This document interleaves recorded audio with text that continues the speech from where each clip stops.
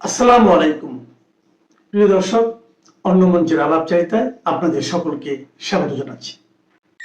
বিশ্ব রাজনীতিতে বাংলাদেশ একটা গুরুত্বপূর্ণ ইস্যুই হয়ে উঠেছে বলা যায়, কারণ বাংলাদেশে আমাদের দেশে অনেকে এর মধ্যে টুইট করেছেন যে পাকিস্তানের সাথে খুব গভীর সম্পর্কে জড়িয়েছে বাংলাদেশ ডক্টর ইউনূসের সময়কাল থেকে।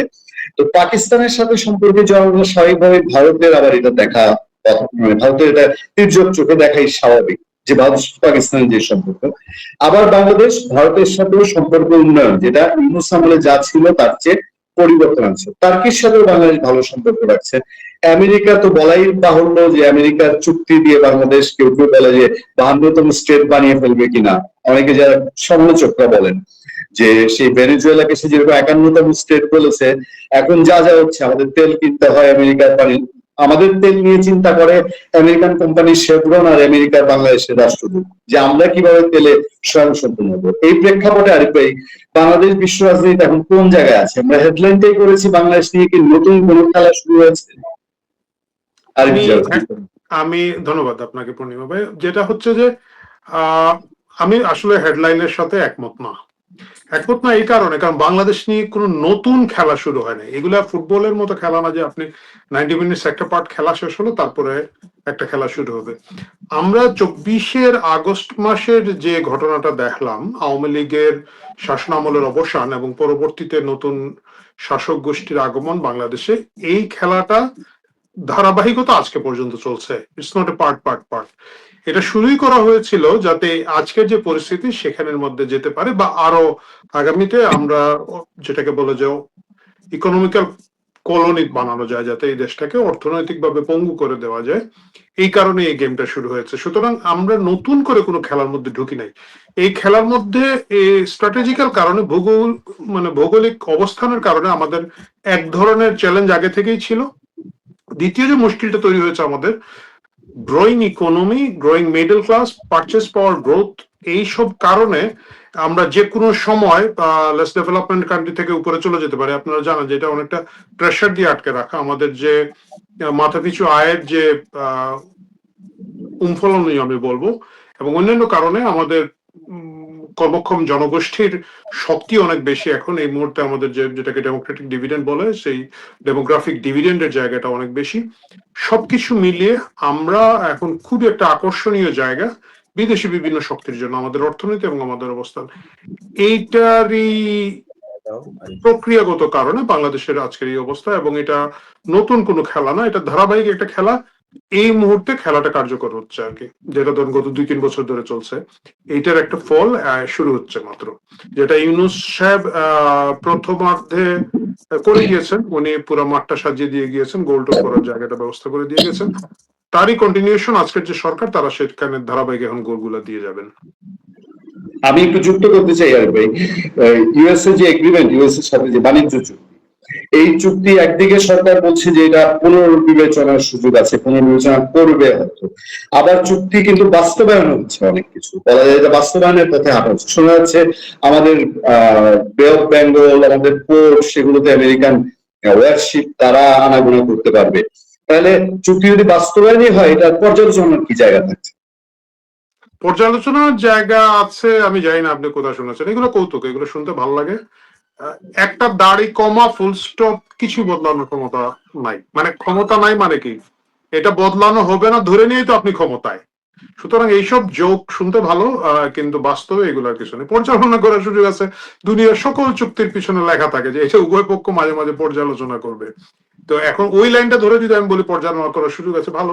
তো পর্যালোচনা করার সুযোগ থাকলে পর্যালোচনা করেন। পর্যালোচনা কোথা থেকে করবেন? এই চুক্তিটা এতই গুরুত্বপূর্ণ, আপনি দেখেন যে ইউনূস নির্বাচনের 3 দিন আগে গোপনে এই চুক্তিটা সাইন করে দিয়ে গেছে। মানে এটা খুবই কমন সেন্স যে একটা সরকার বা একটা নির্বাচন হচ্ছে 3 দিন পরে, সেখানে কোনো সরকার নীতিগত কোনো সিদ্ধান্ত নেবে না। একেবারে রুটিন জব, সরকারি কর্মচারীদেরকে বেতন দেওয়া, ট্রাফিক কন্ট্রোল করা, গ্যাস বিল কারেন্ট বিল সংগ্রহ করার বাইরে কোনো কাজ কোনো সরকার করবে না। কিন্তু তাড়াহুড়া করে করা হচ্ছে এবং গোপনে করা হচ্ছে। এটা কি এত সহজ? এটা তো ওই যে গরু বাজারের হাসিল কাটার মতো ঘটনা না, এটা তো অনেক প্ল্যান এন্ড প্রোগ্রামের মধ্যে আছে। এইটা দাড়ি কমা ফুল স্টপ কিছু বদলাতে পারবে না। এবং আপনি দেখেন ইউনূস কিন্তু এখন যেটা বলে ওরা যে এটা তো বিএনপি জামাতের সাথে কথা বলেই করেছে, এবং বিএনপি জামাত কিন্তু এটা নিয়ে খুব শক্ত কোনো কথা বলে না, কারণ তাদের এটা না করলে তো তাদেরকে ক্ষমতায় আনা হতো না হয়তো। তো গতকাল আবার জামাতের আমির বললো যে এই বিষয়ে তাদের সঙ্গে বিন্দু পরিমাণ কথা ইউনূস সরকার বলেনি। জামাত বাই ডিফল্ট মিথ্যা কথা বলে, সুতরাং তাদের কথা আপনি ওইভাবে মানে গতকালকে কি বলেছে এটা আজকে ধরলে হবে না, যখন বলেছে ওই সময়টা তো ধরতে হবে। কয়েক ঘন্টা চলে যাওয়ার পরে জামাতের কথার কোনো মূল্য নাই। আপনি দেখেন যে মিরপুরে মাজারের হামলা করেছে জামাতিরা গিয়ে, তাই না? তার করার পরে ওইখানকার যে এমপি, কি যেন ওনার নাম, যাই হোক, সরি, হ্যাঁ, তো উনি কিন্তু সাথে সাথে বলছে আমি পুলিশের সাথে কথা বলছি, পুলিশ এখানে অভিযান চালাচ্ছে। পুলিশ করে আমি জানি না, এমপি সাহেব আমাদেরকে কথাই বলে নাই। মানে এই যে একেবারে মানে সাদা একেবারে বিশাল একটা মিথ্যা বড় করে বলে ফেলা এগুলো। এখন জামাত বলতেছে আমি তো জানি না, মানে ভাই আমার ক্ষমতায় দেশ নাই, আমি বসে জানি না। তো জানো না তো এখন ইউনূসের বিরুদ্ধে মামলা করে দাও, তোমার নামে এত বড় মিথ্যা কথা বলবে কেন? তো এটা তো বাস্তবে হচ্ছে কি, এটা এই পুরো প্রসেসটাই তো এটার ভিতরের একটা অংশ হিসাবে এসেছে। সুতরাং বাংলাদেশ নতুন করে একটা ঝামেলা পড়তে যাচ্ছে তা না, এই ঝামেলাটা গত কয়েক বছর ধরে চলছে, আগামীতে এটা খুব খারাপের দিকে যাবে। মানে অর্থনীতি তো ওভারনাইট আপনি কালকে সকালে যে ধসে পড়বে তা না, এটা ধসে পড়ার লক্ষণ যেগুলো, এগুলো কিন্তু সবই দেখা যাচ্ছে। এবং যদি আল্লাহ না করে কোনো ধরনের প্রাকৃতিক দুর্যোগ এটার মধ্যে আরেকটু অ্যাড হয়ে যায়, তাহলে কিন্তু বাংলাদেশি হিসাবে আমাদেরকে অনেক কষ্ট ভুগতে হবে। আরে ভাই, আমি আবারও আসবো আপনার কাছে। আমি তো মামুন মাহবুবের কাছে আছি। মামুন ভাই, এই আরিফ ভাইকে প্রথম যে প্রশ্নটা করেছি যে বিশ্ব প্রেক্ষাপটে বাংলাদেশ এখন কি, এবং সেদিনও একটা আলোচনা আমাদের ছিল, আমরা ইন্ডিয়ার মধ্যে আমরা সীমাবদ্ধ ছিলাম, কিন্তু এখন দেখছি যে বাংলাদেশের সাথে কূটনৈতিক সম্পর্কের বিবেচনায় চীন, আমেরিকা, তুর্কি, পাকিস্তান, ইন্ডিয়া সবাই মিলে আমরা যেন মাঝখানে কোন একটা জায়গায় আছি। আপনি কি দেখতে পাচ্ছেন, নাম্বার ওয়ান? এবং নাম্বার টু হচ্ছে, আরিফ ভাই প্রশ্নটা তুলে ফেলেছেন যে এই যে মাজার হামলা থামছেই না, সেই অনুসারে যে শুরু হলো, এবারে বিএনপি গঠনের সময় মাজার আক্রান্ত হয়ে, তাও রাজধানীর কেন্দ্রস্থলে, মিরপুর তো রাজধানীর কেন্দ্রস্থল এখন, সেইখানে একটা আদি পুরনো মাজার, শাহ মাজার, কিন্তু যারা মাজার প্রেমী তাদের কাছে একটা খুব উল্লেখযোগ্য জায়গা, সেটা আক্রান্ত হলো। আপনি কিভাবে দেখছেন সৈয়দ মামুন মাহবুব? জি, ধন্যবাদ। আপনি যেটা বলেছেন বাংলাদেশ নিয়ে নতুন কোন খেলা শুরু, আমি আমার সহ আলোচক আরিফ জেপ্তিক সাহেবের সঙ্গে একমত যে এটা দীর্ঘদিনের খেলা, এটা শুধু গত 2-3 বছরের না। আমাদের বাংলাদেশের, আমাদের যেটা একমাত্র গর্বের, কবি রুদ্র মোহাম্মদ শহীদুল্লাহর ভাষায় বা কবি শামসুর রহমানের ভাষায়, স্বাধীনতা তুমি আমার একমাত্র স্বজন হারানো স্বজন। তো সেই মুক্তিযুদ্ধের সময় তো আমরা আন্তর্জাতিকভাবে একটা গুরুত্ব বহন করেছিলাম। অর্থাৎ তখন মার্কিন যুক্তরাষ্ট্র, পশ্চিমা বিশ্ব এবং সমাজতান্ত্রিক চীন, তারা আমাদের শুধু বিরোধিতাই করেনি, পাকিস্তানেরকে সর্বপ্রকার সহায়তা দিয়েছিল, আর্থিক, সামরিক। এমনকি ডিসেম্বরে মার্কিন যুক্তরাষ্ট্র 7ম নৌবহর পাঠিয়ে দিয়েছিল।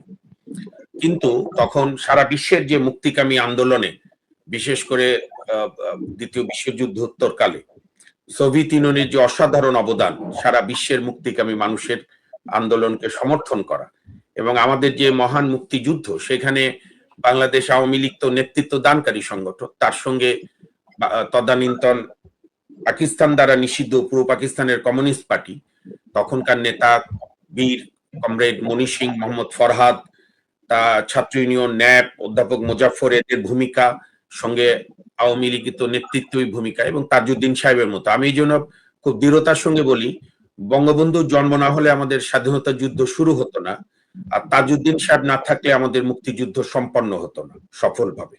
কারণ আপনি জানেন, মুক্তিযুদ্ধের মধ্যেও মুজিব বাহিনীর দুইবার তাজউদ্দিন সাহেবকে হত্যা করার উদ্যোগ নিয়েছিল ওই যুবনেতারা, তখনকার যুবনেতা শেখ ফজল হক, মনীষা ও অন্যরা।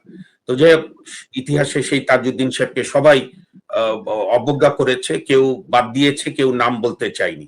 কিন্তু ইনশাল্লাহ তাজউদ্দিন সাহেব বঙ্গবন্ধুর ঘনিষ্ঠ সহচর হিসেবে যেরকম জীবন দিয়ে প্রমাণ করেছে বঙ্গবন্ধুর প্রতি তার অকৃত্রিম আনুগত্য, তো সেখান থেকেই তো আমাদের বাংলাদেশের গুরুত্ব।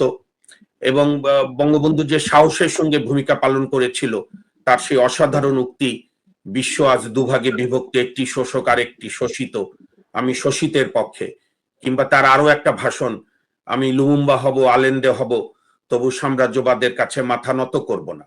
এবং উনি তো আমাদের সংবিধানে সমাজতন্ত্রকে ইনক্লুড করেছিলেন। পদ্ধতিগত প্রয়োগের ত্রুটি দুর্বলতা তো সব দেশেই থাকে।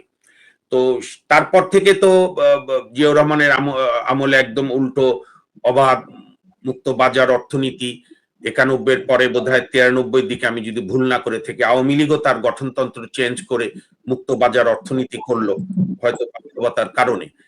তো মার্কিন যুক্তরাষ্ট্রের সঙ্গে খারাপ সম্পর্ক কিন্তু ভাই বিএনপি আওয়ামী লীগ কেউই মেনটেন করেনি।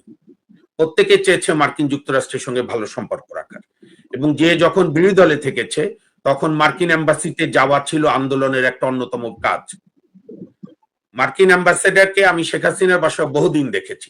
যখন আমরা 2001 থেকে 2006 পর্যন্ত আওয়ামী লীগ না করলেও গণতান্ত্রিক আন্দোলন করেছি আপনার আইনজীবী সমন্বয় পরিষদ থেকে, তখনও যে কয়েকবার গিয়েছি শেখ হাসিনা ওখানে, তাতে একবার দুইবার দেখেছি মার্কিন অ্যাম্বাসেডার যেতে। কিংবা ধরেন এই যে 23-এর দিকে এই যে এখানে ভারতে যে মিটিং হলো, সেখানে তো শেখ হাসিনা তার কন্যা সাইমা ওয়াজেদ পুতুল, ওর নাম কি, জো বাইডেনের সঙ্গে ছবি তোলার জন্য উদ্গ্রীব হয়েছিলেন, এবং ছবি তুলে তো সেটা ওবায়দুল কাদের গর্ব করে বলেও ছিল। তো তখন বিএনপি একটু তেরসা কথা বলতো, এখন তো বিএনপি মার্কিন যুক্তরাষ্ট্রের কোলে। আর মার্কিন যুক্তরাষ্ট্রের সঙ্গে চুক্তি নিয়ে সবচেয়ে ভালো বলেছেন গতকাল বীর মুক্তিযোদ্ধা বিএনপির এমপি ফজলুর রহমান সাহেব, বলেছে এইটা রবার্ট ক্লাইভ 1757-র পরে রবার্ট ক্লাইভ এবং মীর জাফরের চুক্তি, এরপর তো আর কোনো বিশ্লেষণ লাগে না। আর আপনি যেটা, আমি যে কারণেই বলছি, আমি একদম খোলামেলা বলি, বিএনপি এবং আওয়ামী লীগ এই দুটি দলের একটিকে বাদ দিয়ে করবেন, একটিকে বাদ দিয়ে আপনি দেশে সুস্থভাবে থাকতে পারবেন না। এইটা যেরকম বিএনপি এখন বুঝতে পারছে না, মাসুল দিতে দিতে কত করুণ অবস্থা হবে সেটা তারাই জানেন। আওয়ামী লীগও নিষিদ্ধ না করলো, আওয়ামী লীগেরও 2014 পর থেকে প্রবণতা হয়েছিল বিএনপি বাদ দিয়ে কিভাবে দেশ চালানো যায়, পারেনি। কারণ বিএনপি এবং আওয়ামী লীগ আপনি মানেন আর না মানেন, দুটি দল আমাদের 1979